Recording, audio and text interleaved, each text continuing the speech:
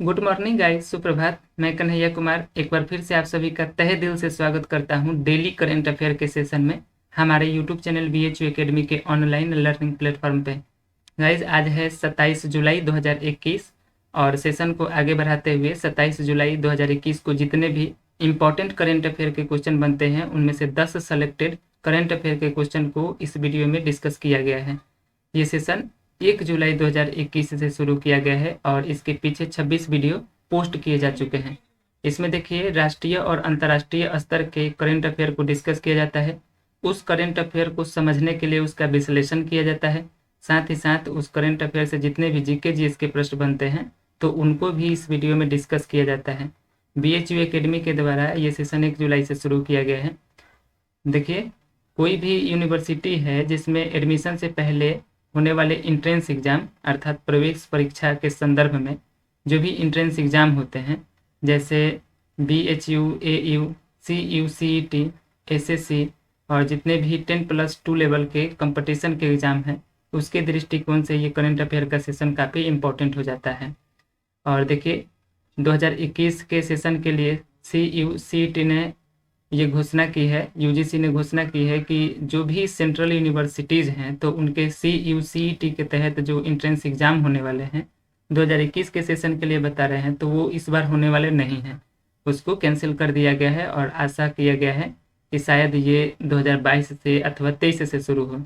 तो जितने भी सेंट्रल यूनिवर्सिटीज़ हैं जिसमें आप एडमिशन लेने के इच्छुक हैं तो उसके प्रवेश परीक्षा इंट्रेंस एग्जाम उसके पिछले ईयर के जो इंट्रेंस एग्जाम होते थे उसी के बेस पे होंगे, जैसे BHU, AU।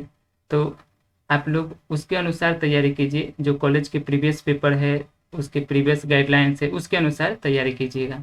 चलिए सेशन को शुरू करते हैं। गाइज, अगर आप हमारे चैनल पर नए जुड़े हैं तो प्लीज़ हमारे चैनल को पहले सब्सक्राइब कर लीजिएगा। चलिए सेशन को शुरू करते हैं। देखिए, पहला प्रश्न है, कारगिल विजय दिवस कब मनाया गया है? कारगिल विजय दिवस कब मनाया गया है? तो ऑप्शंस हैं 25 जुलाई, 24 जुलाई, 26 जुलाई अथवा 27 जुलाई। तो इसका सही जवाब है ऑप्शन सी, 26 जुलाई। 26 जुलाई को मनाया गया है ये कारगिल विजय दिवस के रूप में। कारगिल विजय दिवस, देखिए, Kargil Vijay Diwas is celebrated every year on July 26 since the year 1999 to mark India's victory over Pakistan in the Kargil conflict.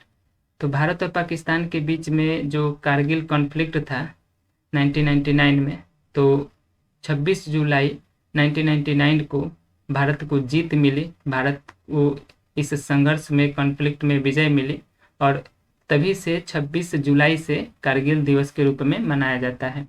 इस बार जो मनाया गया है 2021 में, this year nation is celebrating the 22 years of victory in the Kargil war. 22वां कारगिल दिवस जो है भारत इस बार मना रहा है।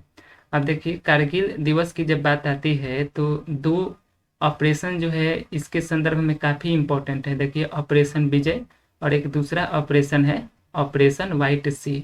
ये दोनों इम्पोर्टेंट ऑपरेशन है किसके संदर्भ में? तो जो कारगिल युद्ध हुआ 1999 में उसके संदर्भ में ये दोनों ऑपरेशन बहुत ही इम्पोर्टेंट है। अगर आप इतिहास देखेंगे तो देखिए, ऑपरेशन विजय जो है भारतीय सेना द्वारा भारतीय इतिहास में 2 बार शुरू किया गया था।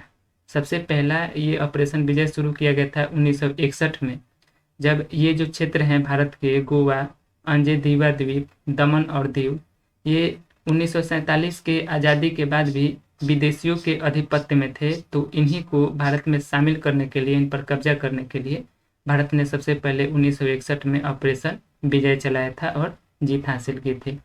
दूसरा इसने चलाया था 1999 में, कारगिल युद्ध के समय दूसरा ऑपरेशन विजय चलाया गया था और इसमें भी भारत को ही जीत मिली थी। ऑपरेशन व्हाइट सी कारगिल युद्ध के समय चलाया गया, ये भी 1999 में शुरू किया गया था। इसमें क्या किया गया था कि पाकिस्तानी सेना के सैनिकों को बाहर निकालने के लिए भारतीय एयरफोर्स और इंडियन आर्मी ने संयुक्त रूप से काम किया था, मिल करके काम किया था। तो ये 26 जुलाई को मनाया जाता है कारगिल दिवस के रूप में। ये डे काफ़ी इम्पोर्टेंट है। चलिए आगे बढ़ते हैं। अब देखिए, दूसरा नंबर प्रश्न है, विश्व डूबने की रोकथाम दिवस कब मनाया गया है? वर्ल्ड ड्रोविनिंग प्रिवेंशन डे कब मनाया गया है? ऑप्शन है 25 जुलाई, 24 जुलाई, 26 जुलाई अथवा 27 जुलाई। तो इसका सही जवाब है ऑप्शन ए 25 जुलाई। 25 जुलाई को मनाया गया है विश्व डूबने की रोकथाम दिवस अर्थात वर्ल्ड ड्रोइंग प्रिवेंशन डे के रूप में। ये जो डे मनाया गया है, तो विश्व डूबने की रोकथाम दिवस जो है अप्रैल 2021 में ही यूनाइटेड नेशन ऑर्गेनाइजेशन की एक संकल्प हुई थी वैश्विक डूबने की रोकथाम, और उसी के समय अप्रैल में ही यूएनओ ने एक घोषणा की थी कि 25 जुलाई को वर्ल्ड ड्रोइंग प्रिवेंशन डे के रूप में मनाया जाएगा। तो ये जो है एक ग्लोबल कार्यक्रम है जिसमें क्या होता है कि परिवारों और समुदायों पर डूबने के दुखद और गहन प्रभाव को उजागर करने और इसे रोकने के लिए जीवन रक्षक समाधान पेश करने के अवसर के रूप में कार्य करता है। तो इसीलिए 25 जुलाई को मनाया गया वर्ल्ड ड्रोइंग प्रिवेंशन डे के रूप में। तो देखिए ये डे जो मनाया गया है, तो इसके संदर्भ में हाल ही में वर्ल्ड हेल्थ ऑर्गेनाइजेशन ने एक रिपोर्ट जारी किया है। देखिए वो रिपोर्ट है, प्रश्न है कि किस संस्था की रिपोर्ट के अनुसार पूरे विश्व में डूबने से होने वाले 2/3 मौतें एशिया प्रशांत में होती है। कौन सा रिपोर्ट ये बात कहता है? DRDO, WHO, WTO, उपयुक्त सभी। तो इसका सही जवाब है WHO अर्थात वर्ल्ड हेल्थ ऑर्गेनाइजेशन, विश्व स्वास्थ्य संगठन ये बात कहता है कि पूरे विश्व में डूबने से होने वाली लगभग 2/3 मौत जो होती है एशिया प्रशांत में अकेले होती है। तो ये जो डे मनाया गया विश्व डूबने की रोकथाम दिवस वर्ल्ड ड्रोइंग प्रिवेंशन डे 25 जुलाई को, इसी डे के मौके पर विश्व स्वास्थ्य संगठन जो है एक रिपोर्ट जारी किया, और ये रिपोर्ट कहता है कि लगभग 2/3 वैश्विक डूबने से होने वाली मौतें एशिया प्रशांत क्षेत्र में होती है। और ये जो मौत होती है, जो अन्य तरह के चोट लगने से मौत होती है, उससे अगर कंपेयर किया जाए तो ये अकेले 7% है। जो पॉपुलेशन के जनसंख्या के दृष्टि से देखा जाए एशिया प्रशांत का, तो ये बहुत बड़ा हिस्सा हो जाता है। इस रिपोर्ट में ये भी कहा गया है कि रिपोर्ट के अनुसार डूबने से मृत्यु होना दुनिया भर में अनजाने में हुई मृत्यु का तीसरा सबसे प्रमुख कारण बन गया है। तो ये 25 जुलाई को मनाया गया विश्व डूबने की रोकथाम दिवस, और इसी के संदर्भ में ये विश्व स्वास्थ्य संगठन ने ये रिपोर्ट जारी किया गया कि लगभग डूबने से 2/3 वैश्विक मौत जो होती है पूरे विश्व भर में 2/3 मौतें अकेले एशिया प्रशांत में होती है। चलिए आगे बढ़ते हैं। अब देखिए WHO ने इसको जारी किया है, तो इसके संदर्भ में है कि WHO का full form World Health Organization, विश्व स्वास्थ्य संगठन, स्थापना हुई थी इसकी 7 अप्रैल 1948 को, और इसके स्थापना के दिवस पर ही 7 अप्रैल को मनाया जाता है विश्व स्वास्थ्य दिवस के रूप में। हेडक्वार्टर है इसका स्विट्जरलैंड के जेनेवा में, और वर्तमान समय पे इसके MD हैं डॉक्टर टेड्रोस एड्रेनॉम। चलिए आगे बढ़ते हैं। अब देखिए चौथा नंबर प्रश्न है, हाल ही में प्रकाशित an ordinary life portrait of Indian generation नामक पुस्तक किसने लिखी है? तो ये जो पुस्तक देख रहे हैं, ये पुस्तक प्रकाशित हुई है an ordinary life a portrait of an Indian generation. Option से अशोक लवासा, डॉक्टर स्तुति शर्मा, संजय गुप्ता, उपयुक्त सभी। तो इसका सही जवाब है ऑप्शन ए अशोक लवासा। इसके लेखक जो हैं अशोक लवासा हैं। An ordinary life portrait of an Indian generation, ये अशोक लवासा जो हैं भारत के पूर्व चुनाव आयुक्त हैं, और इन्होंने ये पुस्तक लिखी है। अब देखिए यहाँ पर कुछ महत्वपूर्ण पुस्तकें इस सेशन में ऐड की गई है। इंडिया 2030 द राइज ऑफ रजस्टिक नेशन, इसके लेखक हैं गौतम चिकीरमाने। संजय गुप्ता की ये पुस्तक प्रकाशित हुई है हाल ही में, keep sharp built a better brain at any as, और लेखिका हैं डॉक्टर स्तुति शर्मा। इनका पुस्तक जो है प्रकाशित हुआ elements of quantitative genetics a conceptual approach, और साथ ही साथ देखिए one question that can solve your life, इसके लेखक हैं विश्वरूप राय चौधरी। नेक्स्ट है विनय कुमार सिंह की पुस्तक जो हाल ही में प्रकाशित हुई, bleeding India four aggressors 1000 cuts. Next है देखिए unstoppable my life so far, इसकी लेखिका है Maria Sharapova. Radio Kashmir in times of peace and war, इसके लेखक हैं राजेश भट्ट, डॉक्टर राजेश भट्ट ने इस पुस्तक को लिखा है। Changing India doctor Manmohan Singh की पुस्तक है, और सरस्वती सिविलाइजेशन GD बख्शी की ये पुस्तक। ये जितने भी इम्पोर्टेंट पुस्तक हैं ये सभी 2021 में प्रकाशित हुए हैं। चलिए आगे बढ़ते हैं। देखिए 5वां नंबर प्रश्न है, पेगासस नामक स्पाईवेयर सॉफ्टवेयर को किस देश ने हाल ही में विकसित किया है? तो ये पेगासस जो है ये एक सॉफ्टवेयर है और इसको किस कंट्री ने विकसित किया है, डेवलप किया है? ऑप्शन है दक्षिण कोरिया, अमेरिका, इंडोनेशिया, इजराइल। तो इसका सही जवाब है ऑप्शन डी, इजराइल। ये जो पेगासस है सॉफ्टवेयर, इसको इजराइल के द्वारा विकसित किया गया है, बनाया गया है। तो देखिए ये सॉफ्टवेयर जो है क्या है, तो ये एक जासूसी करने वाला सॉफ्टवेयर है। सॉफ्टवेयर का ही एक प्रकार है जिसका काम क्या है, जासूसी करना।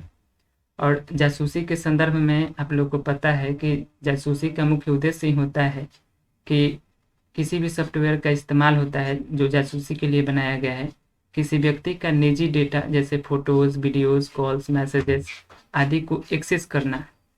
खास करके जब क्राइम से रिलेटेड कोई भी किसी व्यक्ति का डेटा होता है उसको एक्सेस करने के लिए इन सब सॉफ्टवेयर का उपयोग किया जाता है। तो इसको इजराइल ने विकसित किया है। इजराइल की कंपनी है NSO ग्रुप, इसके द्वारा इसको बनाया गया है। और अब तक का सबसे स्पाईवेयर सॉफ्टवेयर को सबसे उन्नत माना जा रहा है ये जो पेगासस स्पाईवेयर सॉफ्टवेयर है। अब देखिए बात इजराइल की आ गई, तो इजराइल एशिया महाद्वीप में स्थित है। इजराइल की राजधानी है, कैपिटल है जेरूसलम। इजराइल की करेंसी है इजरायली शकेल। और वर्तमान समय पे इजराइल के प्रधानमंत्री हैं नफ्ताली बेनेट। राष्ट्रपति हाल ही में इजराइल के बने हैं, आप लोग को पता है, इसाक हर्जोग। और यहूदियों के संदर्भ में इजराइल देश काफ़ी फेमस है क्योंकि सर्वाधिक यहूदियों की संख्या इजराइल में है। सबसे लंबी नदी है इजराइल की जॉर्डन नदी। और सबसे लंबी पर्वत श्रृंखला है माउंट हेरमोन्स। ये माउंट हेरमोन सबसे लंबी पर्वत श्रृंखला है इजराइल की। इजरायली संसद का नाम है नेसेट। तो ये इजराइल के संबंध में बेसिक इन्फॉर्मेशन है। चलिए आगे बढ़ते हैं। देखिए 6 नंबर प्रश्न है, हाल ही में किस राज्य सरकार ने जनजाति भागीदारी योजना की शुरुआत करी है? तो ये एक स्कीम है, योजना है जनजाति भागीदारी। इसको किस स्टेट गवर्नमेंट ने शुरू किया है? ऑप्शन है उत्तर प्रदेश, राजस्थान, पश्चिम बंगाल, बिहार। तो इसका सही जवाब है ऑप्शन बी, राजस्थान।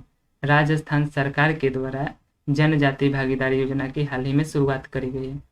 अब इस योजना को शुरुआत की गई है राजस्थान सरकार के द्वारा, तो क्या इसका मतलब है? देखिए राजस्थान सरकार ने राज्य में जो जनजाति है, जनजाति समुदाय है, उनके उत्थान के लिए, उनके विकास के लिए, उनके प्रगति के लिए जनजाति भागीदारी योजना के प्रारूप को मंजूरी दी है।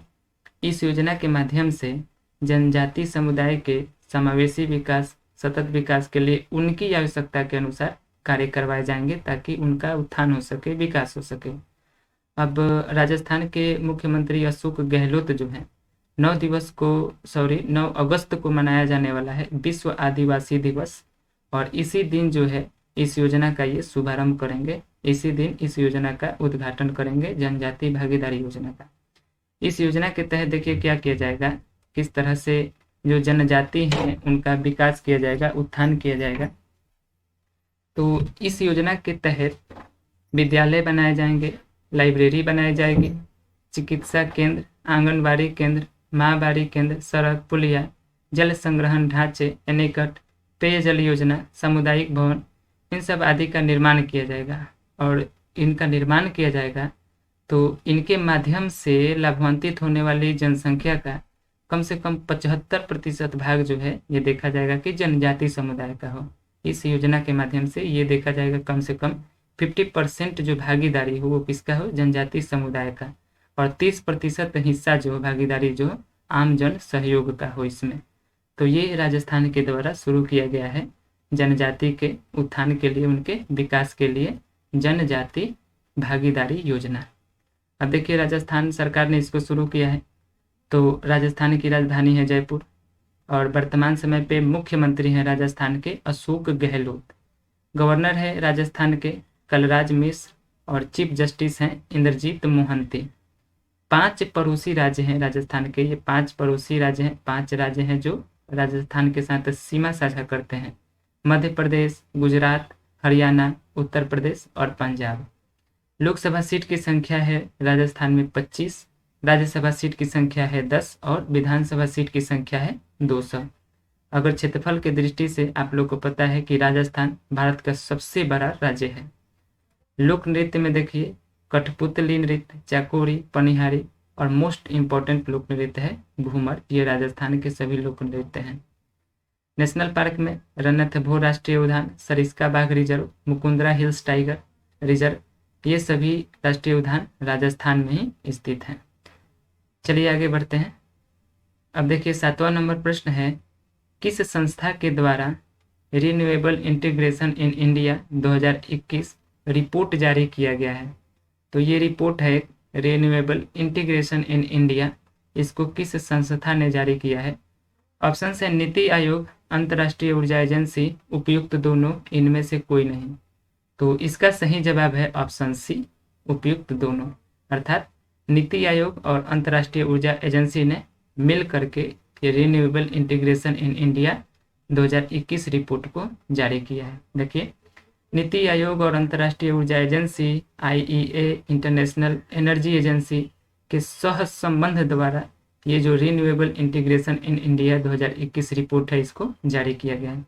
क्या कहता है ये रिपोर्ट, किस लिए ये जारी किया गया है और क्या मानना है इस रिपोर्ट का? तो देखिए इस रिपोर्ट के अनुसार है कि भारत की जो ऊर्जा प्रणाली है वो नवीकरणीय ऊर्जा को क्या कर सकती है कि वर्ष 2022 तक 175 गीगावाट और वर्ष 2030 आते आते तक 450 गीगावाट कुशलतापूर्वक आसानी से एकीकृत कर सकती है, बना सकती है। लेकिन इसके लिए जरूरी है क्या? इसके लिए जरूरी है उचित योजना बनाना, नियामक नीति बनाना, संसाधनों की पहचान करना, साथ ही साथ ऊर्जा संरक्षण को भी ये करना, मतलब बढ़ावा देना, ऊर्जा संरक्षण को भी बढ़ावा देना। और इन्हीं सब पहल को अपना करके ये क्या कर सकती है कि 2022 तक 175 गीगावाट और 2030 तक 450 गीगावाट आसानी से एकीकृत कर सकती है नवीकरणीय ऊर्जा को।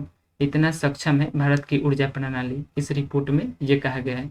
तो इस रिपोर्ट को जारी किया गया है नीति आयोग अंतर्राष्ट्रीय ऊर्जा एजेंसी के द्वारा मिलकर के रिन्यूएबल इंटीग्रेशन इन इंडिया 2021। चलिए आगे बढ़ते हैं। अब देखिए हाल ही में जारी किए गए हैं कुछ report, global energy review report 2021। इस रिपोर्ट को भी अंतर्राष्ट्रीय ऊर्जा एजेंसी के द्वारा, इंटरनेशनल एनर्जी एजेंसी के द्वारा इसको भी जारी किया गया है। साथ ही साथ ये जो रिपोर्ट है global electric vehicle outlook report 2021, इस रिपोर्ट को भी इंटरनेशनल एनर्जी एजेंसी के द्वारा भी जारी किया गया। ये रिपोर्ट है the state of the global climate report 2021, इसको जारी किया गया वर्ल्ड मानसून ऑर्गेनाइजेशन, विश्व मौसम विज्ञान संगठन के द्वारा इस रिपोर्ट को जारी किया गया। ग्लोबल फॉरेस्ट गोल्स रिपोर्ट 2021 को जारी किया गया है यूनाइटेड नेशन के द्वारा, संयुक्त राष्ट्र के द्वारा। और ये जो रिपोर्ट है इंटरनेशनल रिलीजियस फ्रीडम रिपोर्ट 2021, इसको जारी किया गया है USCIRF के द्वारा। इसमें ये होता है इंटरनेशनल रिलीजियस फ्रीडम रिपोर्ट में ये जो संस्था है ये इस रिपोर्ट के अनुसार ये तय करती है कि कौन से देश धर्म के क्षेत्र में धर्म के आधार पर सबसे अधिक स्वतंत्र हैं। USCIRF का देखिए फुल फॉर्म है United state commission for international religious freedom. ये यूएस का मतलब यूनाइटेड स्टेट्स, सी का मतलब commission for international religious freedom. चलिए आगे बढ़ते हैं। देखिए 8 नंबर प्रश्न है, हाल ही में भारत के किस स्थल को यूनेस्को की विश्व विरासत सूची में शामिल किया गया है?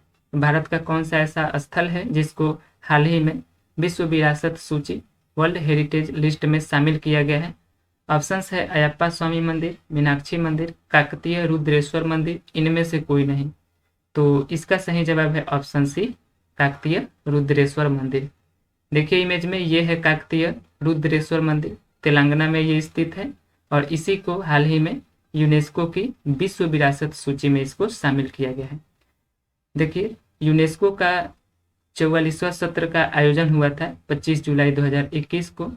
यूनेस्को की विश्व धरोहर समिति के 44वां सत्र का आयोजन हुआ था और इसी में तेलंगाना के काकतीय रुद्रेश्वर मंदिर, जिसको रामप्पा मंदिर के नाम से भी जाना जाता है, इसी को हाल ही में विश्व धरोहर स्थलों की सूची में शामिल करने का निर्णय लिया गया है। अब जब इसको शामिल कर दिया गया है तो इसके पहले इस विश्व धरोहर स्थल में भारत के 38 स्थल शामिल थे, और ये जो मंदिर है काकतीय रुद्रेश्वर मंदिर, इसके शामिल होते हैं अब भारत में कुल 39 ऐसे स्थल हो जाएंगे जो विश्व विरासत धरोहर में वर्ल्ड हेरिटेज लिस्ट में शामिल हो जाएंगे। ये जो रुद्रेश्वर मंदिर है तेलंगाना का, इसका निर्माण 1230 ईस्वी में काकतीय साम्राज्य के शासनकाल के दौरान किया गया था, और इसके निर्माणकर्ता थे, वास्तुकार थे इसके रामप्पा। तो इन्हीं के नाम पर इस मंदिर को रामप्पा मंदिर के भी नाम से जाना जाता है। चलिए आगे बढ़ते हैं। अब देखिए 9 नंबर प्रश्न है, हाल ही में कौन सा देश अंतर्राष्ट्रीय सौर गठबंधन इंटरनेशनल सोलर अलायंस में शामिल हुआ है? ऑप्शन है स्वीडन, फ्रांस, भारत, उपयुक्त सभी। तो इसका सही जवाब है ऑप्शन ए, स्वीडन। ये स्वीडन जो है हाल ही में इंटरनेशनल सोलर अलायंस में शामिल हुआ है, इसका सदस्य बना है। 2018 में भारत के प्रधानमंत्री श्री नरेंद्र मोदी स्टॉकहोम में गए थे। स्वीडन की राजधानी है ये स्टॉकहोम। इसके दौरे पे गए थे, और इन दौरों के दौरान उन्होंने दोनों देश के लिए अस्थायी भविष्य के निर्माण के लिए, अस्थायी भविष्य में आगे चलकर इनोवेशन को बढ़ावा देने के लिए साझेदारी को और गहरा करने पर सहमत हुए, और इसी उद्देश्य को पूरा करने के लिए स्वीडन ने अंतर्राष्ट्रीय सौर संगठन में शामिल होने का निर्णय लिया है। चलिए आगे बढ़ते हैं। अब देखिए ये जो अंतर्राष्ट्रीय सौर संगठन है जिसमें स्वीडन हाल ही में शामिल हुआ है, तो इसका मुख्यालय है गुरुग्राम में, भारत के हरियाणा राज्य के गुरुग्राम में ये जो इसका मुख्यालय हेडक्वार्टर है इंटरनेशनल सोलर अलायंस का। इसकी स्थापना हुई थी 30 नवंबर 2015 को फ्रांस के पेरिस में। इसकी स्थापना हुई थी 30 नवंबर 2015 को। वर्तमान समय पे इसके एमडी हैं अजय माथुर, और स्टॉकहोम जो है स्वीडन की राजधानी है। क्रोना स्वीडन की आधिकारिक करेंसी है, वहाँ की मुद्रा है, और वर्तमान समय पे स्वीडन के मंत्री हैं स्टीफन लोफवेन, वहाँ के प्रधानमंत्री हैं स्टीफन लोफवेन। चलिए आगे बढ़ते हैं। अब देखिए 10 नंबर प्रश्न है, इंडियन स्पोर्ट्स ऑनर में differently abled sportsman of the year 2019 किसे चुना गया है? तो ये इंडियन स्पोर्ट्स ऑनर में 2019 के लिए किसे differently abled sportsman of the year चुना गया है? ऑप्शन है दीपक काबरा, सूरज सांवरिया, नीरज निराला, प्रमोद भगत। तो इसका सही जवाब है ऑप्शन डी, प्रमोद भगत। देखिए इमेज में ये हैं प्रमोद भगत, और इन्हीं को 2019 के लिए इंडियन स्पोर्ट्स ऑनर में differently abled sportsman of the year के लिए चुना गया है। 2019 के लिए इनको चुना गया है। तो वर्ल्ड के ये नंबर 1 पैरा शटलर हैं प्रमोद भगत, और इन्हीं को 2019 के लिए इंडियन स्पोर्ट्स ऑनर में differently abled sportsman of the year चुना गया है। 2019 के लिए इनको चुना गया है, घोषित किया गया है, लेकिन कोरोना महामारी की वजह से, कोविड-19 महामारी की वजह से समारोह में देरी हुई, और अब जाकर के 2021 में इस किताब से इनको सम्मानित किया गया। Differently abled sportsman of the year के लिए इनको चुना गया है, तो इस बार 2021 में इनको सम्मानित किया गया। तो इस सेशन में ये अंतिम प्रश्न था। चलिए आज के पिछले अभ्यास प्रश्न का विश्लेषण कर लेते हैं। अगर पिछला वीडियो आप लोगों ने देखा होगा तो उस वीडियो में आप लोगों से पूछा गया था कि ऑल इंडिया फुटबॉल फेडरेशन का महिला फुटबॉलर ऑफ द ईयर 2020-21 के रूप में किसे चुना गया है? तो उसका सही जवाब था नंगगोम बाला देवी। ये नंगगोम बाला देवी को ऑल इंडिया फुटबॉल फेडरेशन का महिला फुटबॉलर ऑफ द ईयर 2020-21 चुना गया था, और इसी में ऑल इंडिया फुटबॉल फेडरेशन में ही पुरुष फुटबॉलर ऑफ द ईयर के रूप में संदेश झिंगल को चुना गया था। चलिए आज के अभ्यास प्रश्न को देख लेते हैं। आज का अभ्यास प्रश्न है, टोक्यो ओलंपिक 2020 में मीराबाई चानू ने कौन सा पदक जीता है? ऑप्शन है स्वर्ण पदक, रजत पदक, कांस्य पदक, इनमें से कोई नहीं। तो इसका सही जवाब आप लोग कमेंट सेक्शन में टाइप करना है। साथ ही साथ टोक्यो ओलंपिक के बारे में आप लोग जितना कुछ जानते हैं तो उसको भी आप लोग कमेंट सेक्शन में टाइप करना है। तो चलिए वीडियो को यहीं एंड करते हैं। अगले वीडियो में हम लौटेंगे 28 जुलाई 2021 के करंट अफेयर के साथ। गाइस, अगर आप हमारे चैनल पर नए हैं तो पहले हमारे चैनल को सब्सक्राइब कर लीजिए। अगर ये वीडियो आप लोग को अच्छा लगता है तो इसको लाइक कीजिए, अधिक से अधिक ग्रुप में, अधिक से अधिक दोस्तों के पास इसको शेयर करना नहीं भूलिएगा। तो चलिए अगले वीडियो में हम लौटेंगे, यहीं एंड करते हैं। Be positive, be motivated. जय हिंद, जय भारत।